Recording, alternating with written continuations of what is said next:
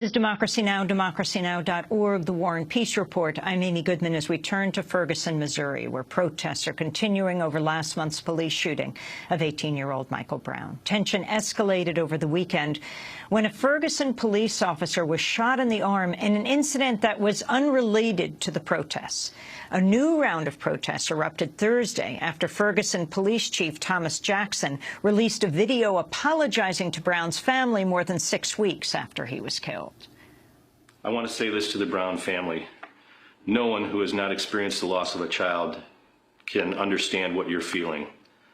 I'm truly sorry for the loss of your son. I'm also sorry that it took so long to remove Michael from the street. The time that it took involved very important work on the part of investigators who are trying to collect evidence and gain a true picture of what happened that day. But it was just too long, and I'm truly sorry for that.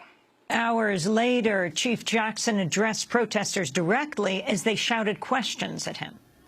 You don't have to accept that. That came from my heart. I had to get off that my chest. That's been sitting there for 2 months. Why? Okay. Why 2 months? Man, nobody want to hear that. Why 2 months? I know. Listen up.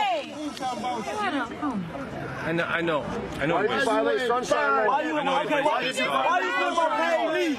Why you put on paid leave? After this exchange, Ferguson Police Chief Jackson accepted protesters' request to join their march. But almost immediately, his fellow officers began shoving demonstrators and creating what many observers described as a melee. A few people were arrested. The parents of Michael Brown told the Associated Press Saturday they were unmoved by Chief Jackson's apology. I wouldn't talk to him. I don't want words, I want action. The apology will be when Darren Wilson has handcuffs processed and charged with murder. They say that this is America, but we're not getting treated like we're Americans.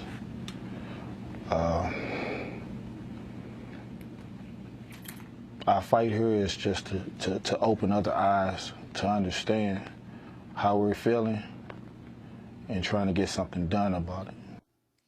For more, we go to St. Louis, where we're joined by Patricia Bynes, Democratic Committeewoman of Ferguson Township, now doing weekly workshops on civic engagement with Ferguson United, which includes several state representatives and Ferguson's only African-American city council member, Dwayne James. Patricia Bynes, it's great to have you back again. We were with you on the streets of Ferguson. Can you talk about what's taken place over these last few days? The apology from the police chief, the parents' responses we just heard, and even the shooting of the officers this weekend, although it's not considered related to the protests. Correct. Hi. Yes. Good morning. Thursday was a very busy day with the apology, and then later on that night, it seemed like the officers instigated a fight. There was several arrests that night. One of them, a woman was even knocked unconscious by the police, and she was carried by her hands and her feet to jail.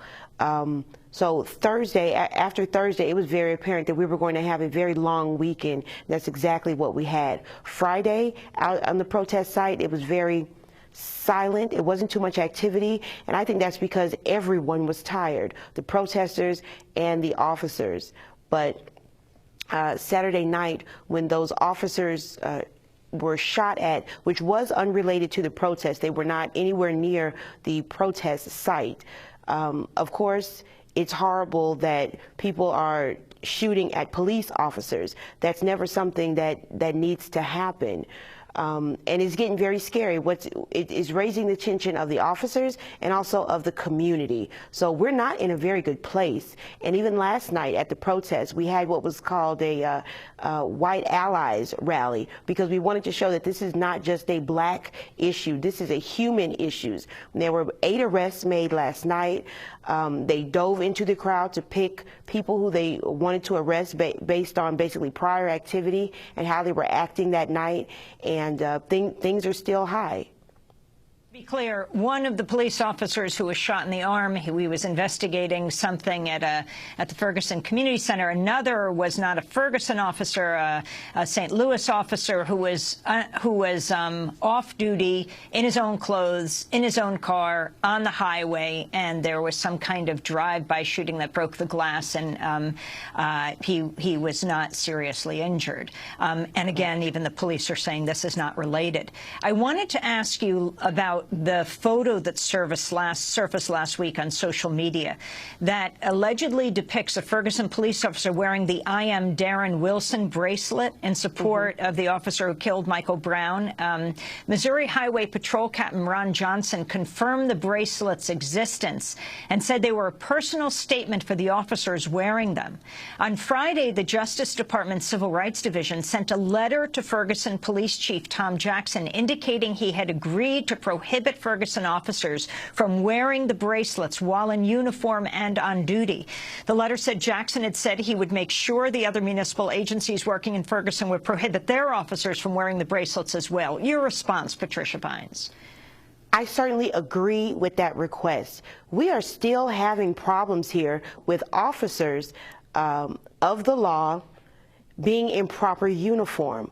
On Thursday night, I personally observed officers not wearing their name tags. On Friday, I called the chief of police of the municipality that he represented and asked what's being done about this, since the Justice Department came out with a statement on Wednesday saying that officers are supposed to be wearing name tags. Last night, I cannot say this for myself, but the protesters said that they saw an officer wearing an I Am Darren Wilson bracelet. And I went and I spoke with the line commander and asked them to please investigate that. So we are still having problems with law enforcement showing up in proper uniform. And this is a problem.